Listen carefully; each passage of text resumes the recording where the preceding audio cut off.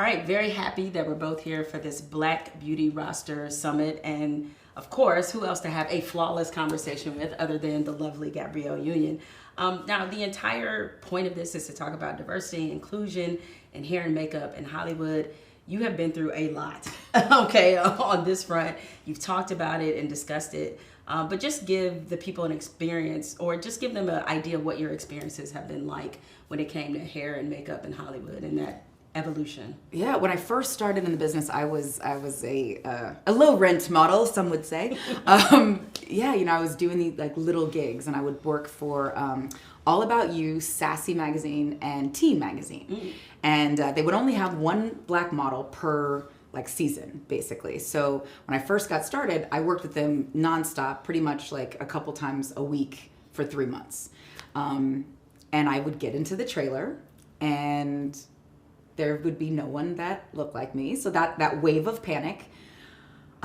Okay, but I'm new, so I don't know that this is actually typical.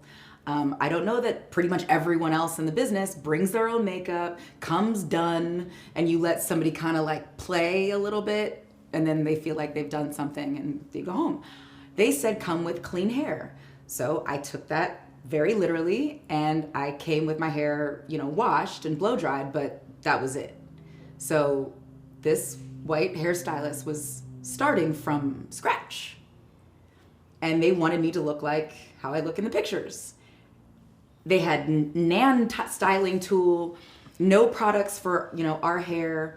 I'm looking at the makeup layout. I'm seeing frosted pink, sky blues. I'm looking at foundations that don't look anywhere close to my skin tone. Let me tell you, I look nuts. And the thing about pictures is they last forever. You know what I mean? You're like, oh, it's September issue of blah, blah, blah, blah. Yeah, but they're around forever, and those images last a long time. Speaking of one of those early examples, I did what they call it stock photography, right? So they'll give you like a headset, and you'll be looking at like a computer, and they can literally use it for anything. So as I started moving up the ranks in Hollywood, they started pulling out those old stock photographs and then running them. So this picture that I had of me with the headset and on the computer was used in the OnStar. Like when you get those cars that have the OnStar system, I was like the OnStar like guide. And I look nuts. And it just sucks because when you walk into that hair and makeup trailer, you want to feel beautiful. You want to feel like everyone else that walks into the hair and makeup trailer, that walks in like, ooh, girl, and walks out, ooh, girl. You want that butterfly, caterpillar to butterfly experience. And more often than not, I just didn't have that unless I came with it. You know what I mean? Which always felt unfair because that means I have to spend money I don't have. I'm only making $120 on this job. Still got to pay taxes like I make this every day, and agent fees and all that. And I got to pay to get my hair done and makeup done, or pay to buy makeup. But it became an investment. If I can keep trying to trust these folks who never seem to look out for me or anyone that looks like me, or I can just idiot-proof the experience. And that's what I started doing. So was there a last straw moment where you decided, okay, enough is enough. I'm going to actually say something about this disparity? I think it was a Vogue shoot. It was a Vogue shoot, and I was being shot by Annie Leibovitz, which, that's a big deal. Yeah. The famous photographer, Annie Leibovitz. Oh my gosh, it's Vogue. Like I've never been in Vogue. Oh my God. And I get there, and of course they were like, no, we'll have, hair and makeup that knows how to do your hair. And I'm at a point in my career at this point where we've done this. And when people say, no, I'll have, there'll be people there who know how to do you. And you get there and there's no one that looks like you. And they're like, but he has a black friend from 86 that, what? Okay. That's his qualification, is that he had a black friend once. And I looked crazy. But I had asked, and I had, you draw a hard line, and they assured me, I assure you. And those pictures never ran. And is it because I looked nuts for something that could have been completely, avoidable? I'll never really know.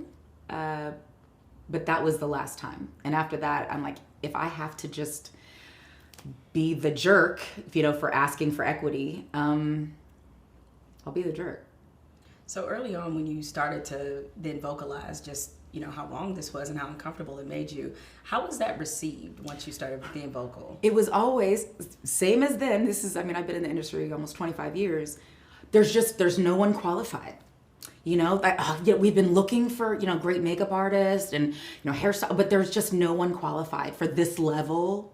I'm like, this level? Huh? Because that one just got out of, Paul Mitchell beauty school. So I don't understand. I seem to be able to find them everywhere. So how are you, armed with resources and money and connections, not able to find anybody? And everyone's always very defensive. Or it'll be, well, they know how to do all types of hair. Well, let me see your book. Let me see your resume. Who did you do? Oh, let me call that Black woman and see, about that experience. She ain't touched my hair. I came done. She handed me a brush.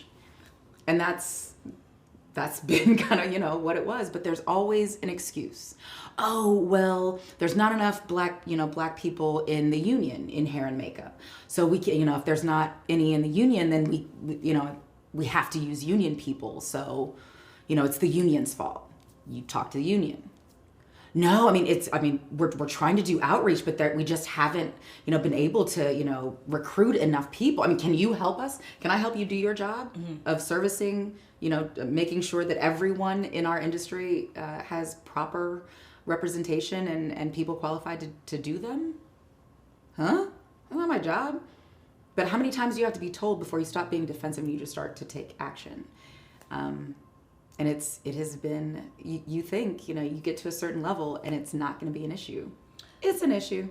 The crazy part is that a Black, let's say there's a Black, makeup artist or a hairstylist that is able to get into that Hollywood fold.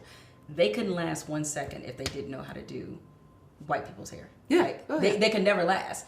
And so it's just very fascinating to me that a white hairstylist or makeup artist is able to survive in the industry and can easily lean on the excuse, I don't know about Black skin, and still continually be hired. What does that say about the industry? It's racist. Like most industries, it's racist. Right. And what do you do to combat it? We all know what it is. So when you try to provide and present solutions, and there is this, but not me. And it's always so defensive. If at a certain point, you have to stop being defensive and get out of your own way. You know what I mean? What are some things that prevent folks from joining the union? What are those challenges, and how can we eliminate those? How can we address those? And as talent, we're like, what do you need me to do? Do I need to pay their dues to get in the union? I'll pay. I don't care. What else do they need help with paperwork? Oh, I'll help with paperwork. Do they need help with documentation? Bet. Did this, did da da da da da. Now what do you have? Well, right now, we're only accepting people with specialized skills.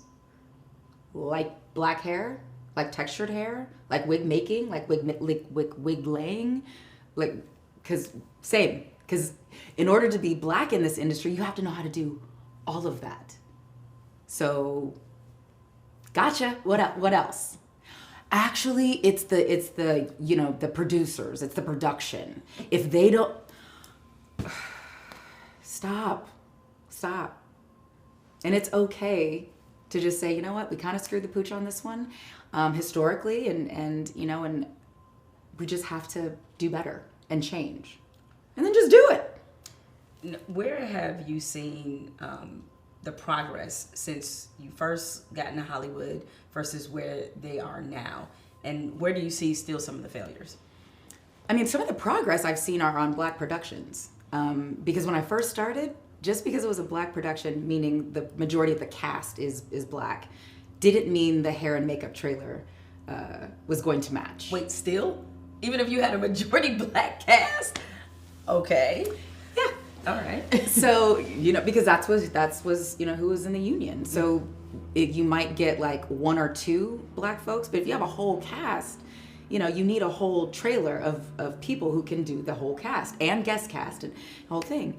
But now you see, you know, on Black productions, people, you know, Black folks from the showrunner to the directors to the producers to the talent, and Black UPMs who, you know, if you don't have someone who is responsible for hiring, which is the UPM, the unit production manager, they hire all the departments. And if you don't have someone that is truly committed to diversity and inclusion, not just likes to say it, there's no progress. Everything has to kind of work together. And so you finally see Black productions, you know, really embracing our power. And that's been wonderful.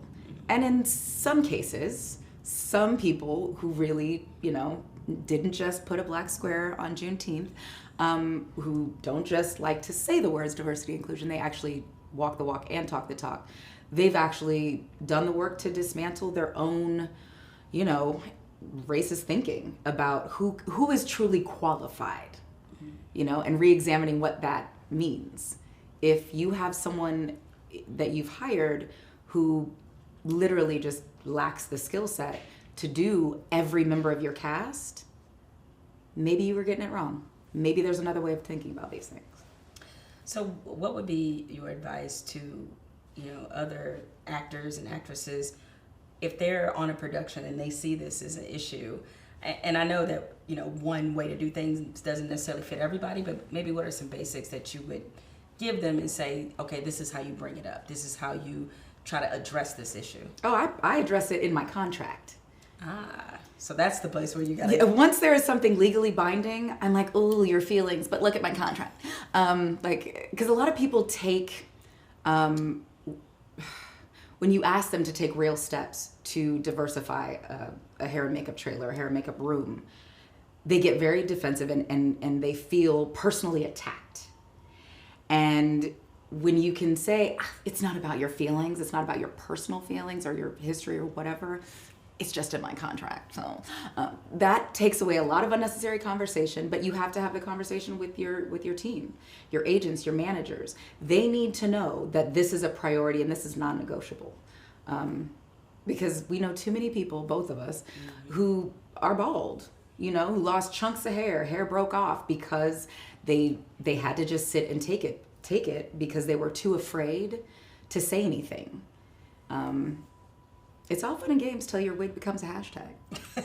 And, ain't that the truth? You know, but yeah, so I would definitely say put it in your contract. So there is no funny business. It's like blah, blah, blah. It's here. You all agree to this.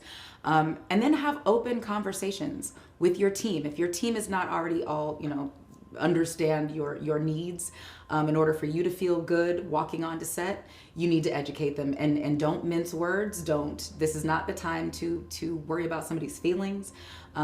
Just be clear, very clear and very direct. And then if all of that fails, have a direct conversation with your UPM. So if you guys like this, show them a picture of you looking amazing. You're like, you kind of want this to be, you know, on screen, right? Well, this is what it takes. And run down what it actually takes, because it is a mystery. What it takes, like Black hair for a lot of non-Black people, is a mystery. And they don't understand what it takes to look like the picture. Yeah, and that's really kind of all it is just clear, effective communication, and then you have to draw a hard line. And if they won't meet your needs, that becomes a question of, do you want to spend the money before work? The time and money before work, you're gonna lose sleep, lose money, lose time, and you just do it yourself before you get there. Yeah, what you said reminded me of my early experiences at ESPN. I was getting my makeup done. I didn't come to campus that often to do TV at that point. And I was in the makeup room, and the woman did my makeup and realized, you know, much like you, I'm a tomboy. I don't know anything about makeup, but I knew when I looked at it, I was like, something about this isn't right. I was honestly Donald Trump's color. I was orange. I was just like, Oh, she didn't know undertones. She didn't know undertones. She didn't know undertones. Right. I know what that is now. And thank God it was another black woman walked in the makeup room, and she took one look at me, and the woman who was doing my makeup didn't see her, and she just went like this. And she politely said something to her. She just said, hey, she was like, oh, that's an interesting foundation you have on her. Have you thought about using this one? And just told her then. And I didn't know what she was talking about, but I was so grateful because I would have been looking insane on television, you know? You know what you don't want to have your foundation described as? Interesting. Right. Interesting choice. Not what you're going bold. for. Yeah. Not accurate, but yeah, way to go. But so often you're the only one on a set. Mm-hmm. And when you're the only one on a set, you're isolated. And there is no, you know, like on a black production, if we're all in hair and makeup, we're looking at each other in the mirror, like, you know, like there's, right. You know, but when you're by yourself, there's no one to catch eyes with. There's no one to be like, ooh. And if you complain, or if you're like, can you fix this? Can you fix that? They're like, oh, she runs late. She takes she takes so long in hair and makeup. She's difficult. She complains. You know, it sucks.